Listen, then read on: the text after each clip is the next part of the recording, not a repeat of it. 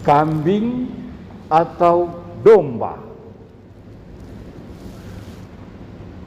Segala bangsa akan dipisahkan, akan dikelompokkan antara kambing di sebelah kiri dan domba di sebelah kanan. Dan kepada yang di sebelah kanan, sang raja akan berkata, "Mari hai kamu yang diberkati Bapakku, terimalah kerajaan yang disediakan bagimu." Mengapa dipakai perumpamaan kambing dan domba?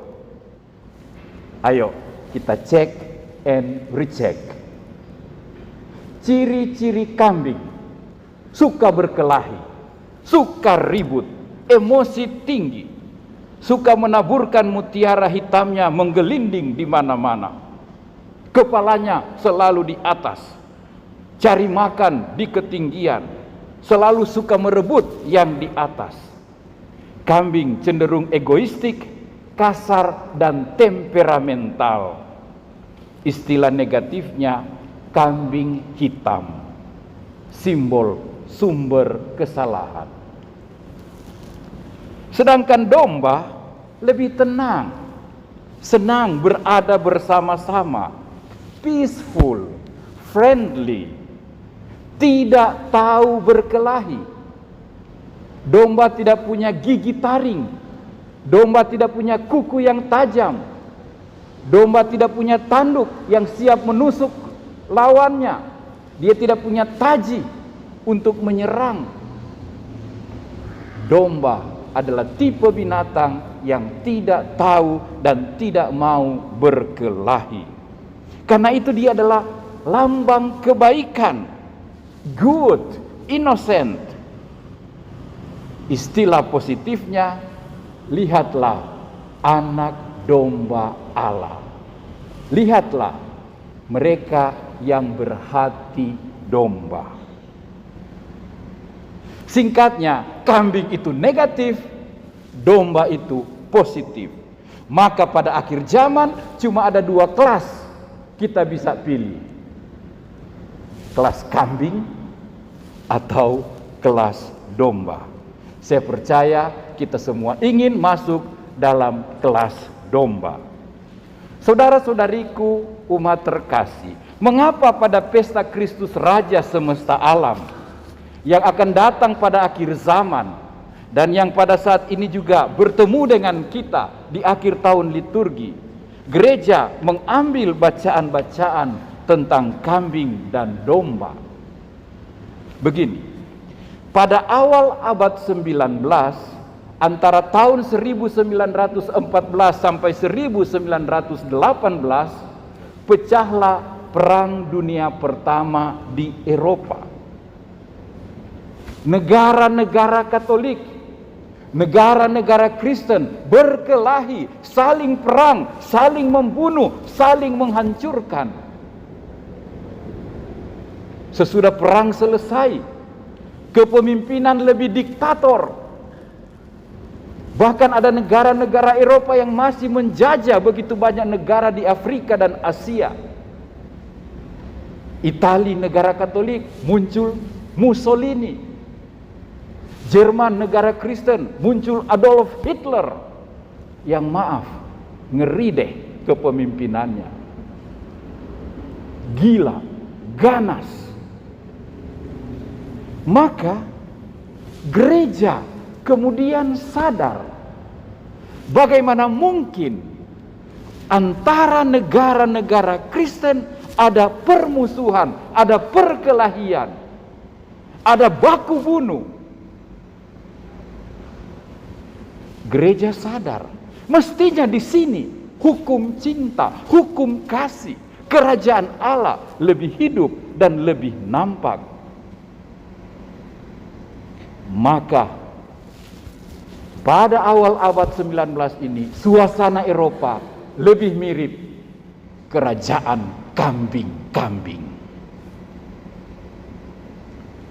Paus Pius ke-11 pada tahun 1925 menyerukan kepada gereja dan dunia, belajarlah dari Kristus Raja semesta alam. Dialah tipe pemimpin yang harus diteladani, raja damai, penguasa pemimpin yang cinta kasih, yang melayani bukan menguasai, yang membangun persaudaraan tanpa kekerasan. Dialah teladan setiap pemimpin, dialah teladan pemerintah. Dia harus jadi model, panutan dan contoh pemimpin-pemimpin dunia. Dan kita semua umat manusia harus menjadi rakyatnya, pengikutnya, abdinya, hidup bersama dalam persaudaraan, dalam kasih, dalam keadilan. Dunia butuh Kristus sebagai pemimpin, dan dunia perlu hidup dalam persaudaraan bagaikan sesama anak domba. Kita semua setuju bahwa saat ini Kristus Raja semesta alam harus menjadi model kepemimpinan baik agama maupun dunia. Syukur kita punya presiden yang baik, kalem, bukan kayak lembu, tapi berkarakter dan lemah lembut, tegas dalam prinsip, lemah lembut dalam tindakan.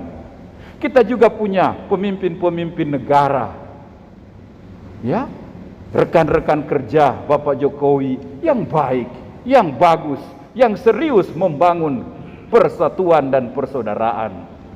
Namun kita tidak bisa tutup mata dan telinga bahwa akhir-akhir ini ada saja orang yang tampil sebagai pemimpin baru, pemimpin besar. Ada yang mengaku raja dari Jawa Tengah, ada yang mengaku raja dari Jawa Barat, dan akhir-akhir ini ada yang mengaku pemimpin Indonesia baru. Dan pemimpin-pemimpin baru ini tampil, dengan kekerasan, dengan ancaman, dengan menebar kebencian, permusuhan, dengan mengajak pemberontakan. Saudara-saudariku, pesta Kristus Raja ini menjadi cermin bagi kita, para pemimpin maupun yang dipimpin, baik di pemerintahan maupun dalam gereja, paroki, wilayah rohani, keluarga, kelompok kategorial. Apakah ada tipe-tipe diktator, Hitler, kekerasan, ancaman? Syukur ciri khas Kristus Raja sebagai pemimpin nampak dalam pemimpin-pemimpin kita, dalam keluarga-keluarga, dalam diri papa dan mama.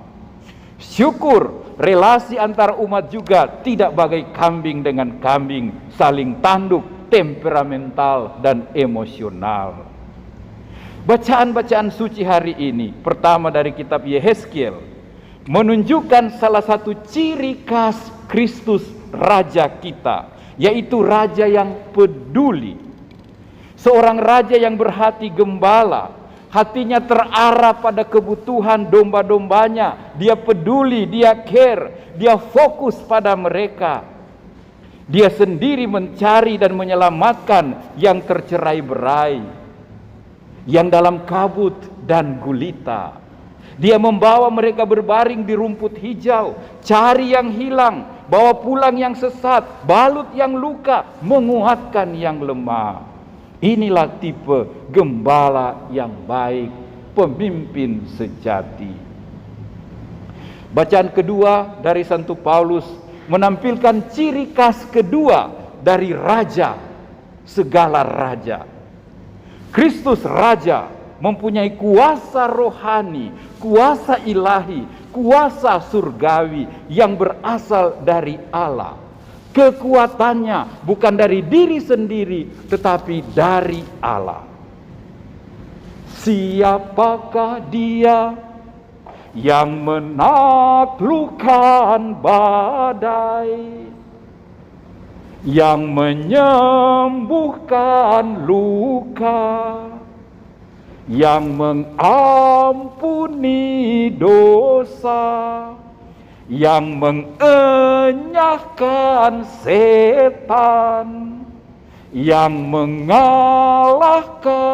maut. Dialah Kristus Raja, dialah Kristus Raja. Namanya saja Raja atas alam semesta. Topan, diam. Diam. Raja atas iblis dan setan. Setan, keluar. Keluar. Dia raja atas dosa. Dosamu diampuni. Dosamu diampuni. Dia raja atas maut. Lazarus, bangkitlah. Bangkit. Kekuatannya dari Bapaknya, dari Allahnya.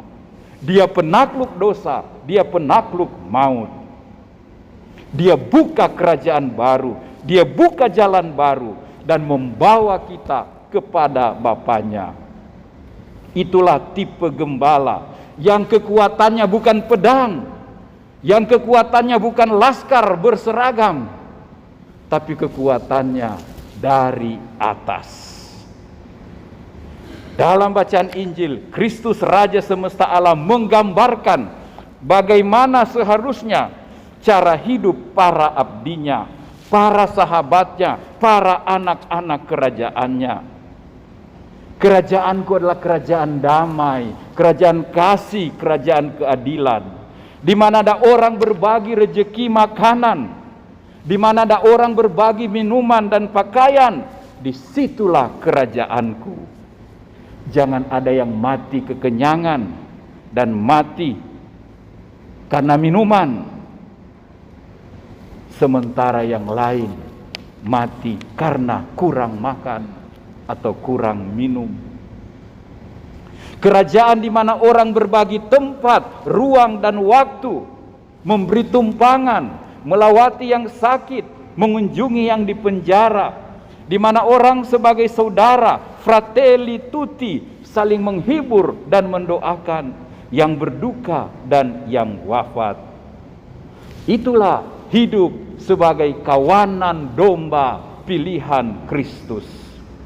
Saudara-saudariku, Kristus Raja yang akan mengadili kita di akhir hidup kita hari ini mengajak kita, para pemimpin dan pejabat-pejabat yang dipercayakan tugas kepemimpinan, tunaikan tugasmu dengan hati gembala, penuh kelembutan. Jadilah pemimpin yang lebih dahulu mampu taklukkan topan dan badai dalam dirimu. Jadilah pemimpin yang mampu sembuhkan segala dosa-dosa pokok, sombong, iri, marah, rakus, loba, dan malas. Pemimpin yang mampu membangkitkan dan menumbuhkan damai, adil, jujur, dan benar, sambil mematikan segala sifat-sifat negatif kambing. Kristus Raja mengajak kita sekalian sebagai anak-anak kerajaan Allah, hiduplah dalam kasih, peaceful and harmony, anytime, anywhere. Dan semua itu harus nyata dalam perbuatan konkret, sebab iman tanpa perbuatan adalah mati. Saudara-saudariku, semoga rumah kita, paroki kita, negeri kita Indonesia, kantor kita, komunitas kita mulai terbiasa tumbuh dalam suasana domba dengan domba. Agar ketika sang raja datang, ia tidak perlu memisahkan, sebab ia langsung mengenal kita. Oh, inilah domba-domba kesayangannya. Tuhan, bantulah kami membangun hidup gereja dan hidup bermasyarakat sebagai domba-domba kebanggaan-Mu.